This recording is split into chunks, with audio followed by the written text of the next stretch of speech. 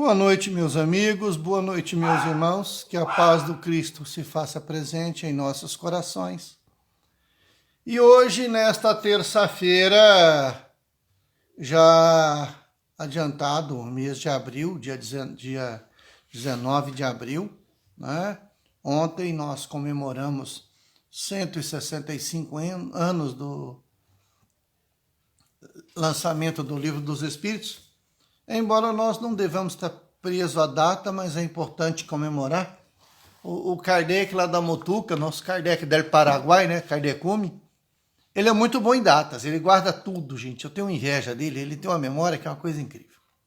Mas hoje, 19 de abril, nós estamos começando uma nova série de estudos na nossa terça-feira, que são as nossas terças com Emmanuel.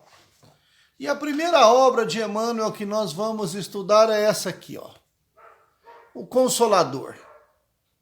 Livro publicado em 1940 pela Federação Espírita Brasileira, levou um ano para ser escrito pelo Chico, psicografia do Chico com a obra de Emmanuel.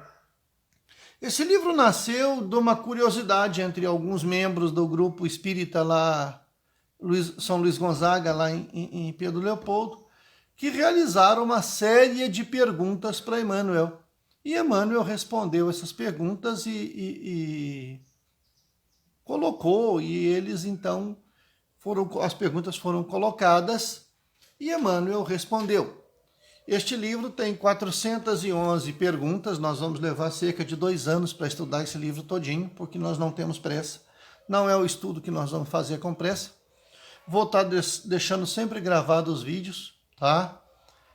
Quando puder, vou fazer ao vivo, porque aí eu vou lançar alguns outros comentários, algumas coisas. E esse estudo, hoje nós estamos conhecendo a obra de Emmanuel, né, o Consolador. São 411 perguntas divididas em três partes principais e várias subpartes, aonde ele analisa a doutrina espírita do ponto de vista do seu tríplice aspecto, né?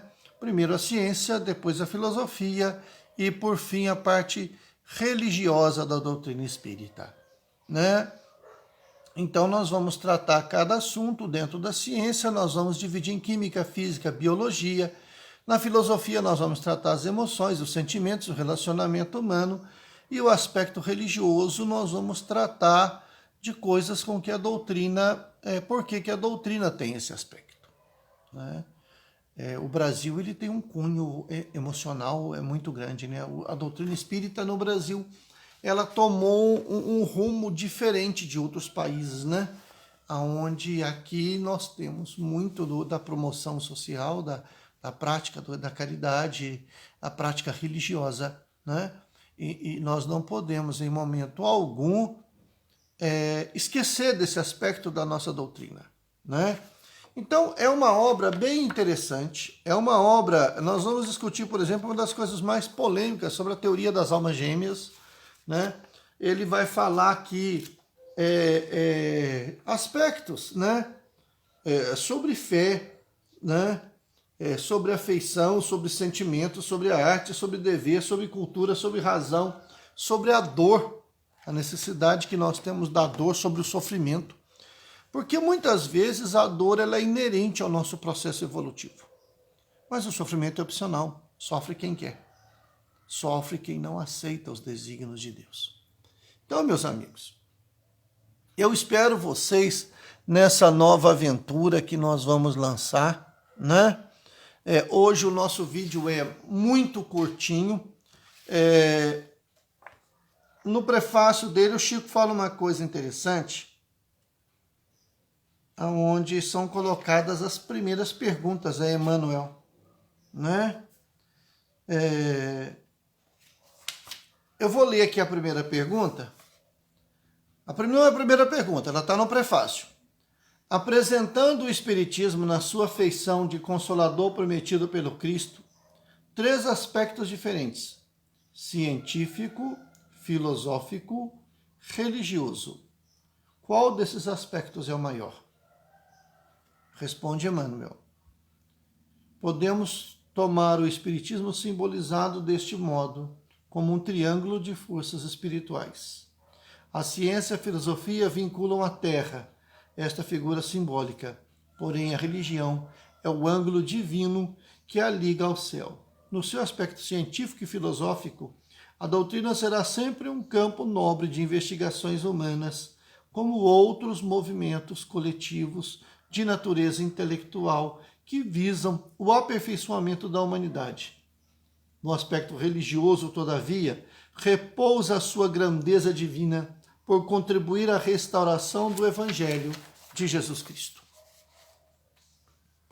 Ou seja, além dos aspectos físicos, científico, religioso e filosófico, a doutrina precisa do aspecto religioso como restauração do Evangelho. Emmanuel é uma alma grandiosa, todos nós sabemos disso, né? Apresentou-se ao Chico no início do século passado, na segunda década do século passado, como Públio Lentulus, um senador romano, onde ele teve o contato com Cristo, mas não se converteu ao cristianismo. Reencarna diversas vezes para dolorosos processos de aprendizado até aportar no Brasil, como Padre Manuel de Nóbrega e depois como Frei Fabiano de Cristo, para nos incentivar a caridade e o amor, né? A obra de Emmanuel é muito vasta, né? Este é o primeiro livro que nós vamos estudar, que nós vamos analisar. Nós não vamos ter pressa, nós vamos discutir uma pergunta. Quando esta pergunta surgir uma dúvida, eu vou pedir a ajuda a alguém, tá? Vamos incluir alguns vídeos pequenos, alguns vídeos editáveis. Esse é meu cachorrinho latino, como eu já falei com vocês. Eu estou tentando ensinar ele a falar, mas ele não aprende, né? Tudo bem, vamos ver se daqui 1 milhão e meio de anos ele já consegue. Então, nós estamos numa corrente evolutiva, né? Nós estamos numa busca constante de progresso. E acredito eu que que a doutrina espírita tem muito a contribuir com isso. É engraçado, uma vez eu estava num grupo de estudos e nós tínhamos um companheiro de Machado, o seu João Batista, uma criatura simples, de pouco estudo, e ele falava para a gente que ele não veio nesta encarnação para estudar, porque em outras vidas ele já fez mau uso da inteligência. Então ele não conseguia, ele tinha um bloqueio, não conseguia aprender a ler e a escrever. Ele mal assinava o próprio nome. Mas pensa num homem de sabedoria. As pessoas liam para ele o Livro dos Espíritos ou qualquer obra espírita, ele memorizava e ele citava, olha, lá no Livro dos Espíritos, na pergunta tal, você ia lá, ele tinha uma memória auditiva que era uma coisa fantástica. E uma vez num encontro, eu não me lembro se nós estávamos em Machado ou se nós estávamos em Alfenas, numa roda de estudos, eu falei, né?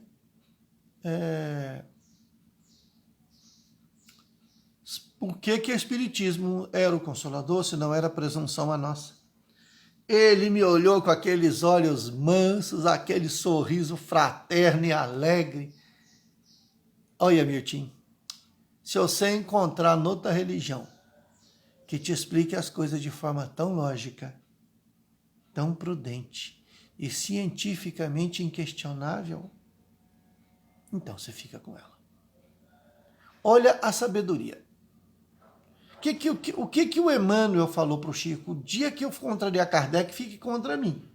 O que Kardec fala para nós? O dia que a ciência desmentir a doutrina, abandone a doutrina e fique com a ciência. Então nós estamos cercados de situações que nos levam à lógica. Eu tenho que acreditar, não é só por acreditar.